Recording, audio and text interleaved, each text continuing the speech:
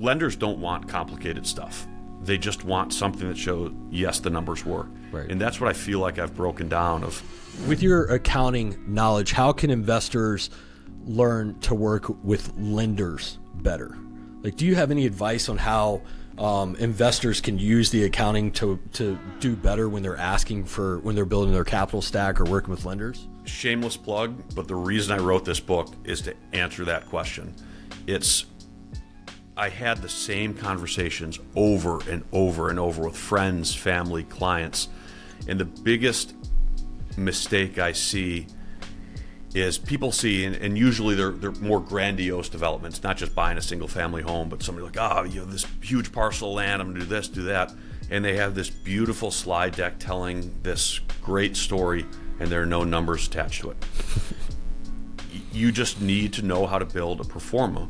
And what frustrated me is that I think, like a lot of industries, people get protective about industry knowledge, and underwriting a deal, that term underwriting has so much mystery to it. Right. It's not mysterious. All you're doing is putting into a spreadsheet or some model numbers to say, do the future cash flows justify the acquisition costs, the build, the operating expenses, and the debt? And they either do or they don't.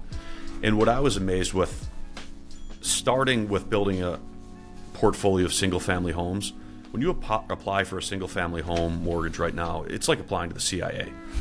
Closing documents, 300 pages, verifying, hey, you sold a piano 10 years ago. I saw, where did that cash come from? I want a receipt. I was blown away. The first commercial deal I closed in, closing package was about 20 pages. It was the easiest process because I understood how to build a pro forma. The lender looked at it, verified my assumptions. Okay, the numbers work. You're approved for this loan. So people just have to understand how lenders approve loans. So on the personal side, whether that's a debt to income and loan to value test, or in the commercial world where you're looking at debt service coverage ratio versus loan to value and what your max loan is going to be constrained by those two tests, lenders don't want complicated stuff. They just want something that shows, yes, the numbers work. Right. And that's what I feel like I've broken down of, and I include a lot of models in that.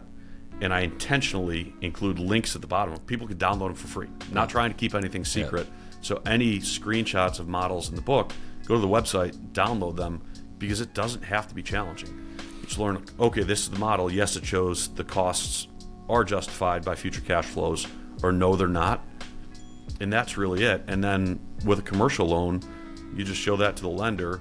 They may have a specific template they want you adjusting, and usually you can just poach data from the rest of your pro forma and put it on a cover sheet, and then it's, all right, yes, this works. You're approved because you meet our loan to value and DSCR requirements. Right. I've even had lenders that want me to fill out this really complicated spreadsheet. I'm like, just take a look at this one and see if you'll accept this one. They're like, okay, that's good enough. And I'm like, well, just save me 20 hours from converting everything.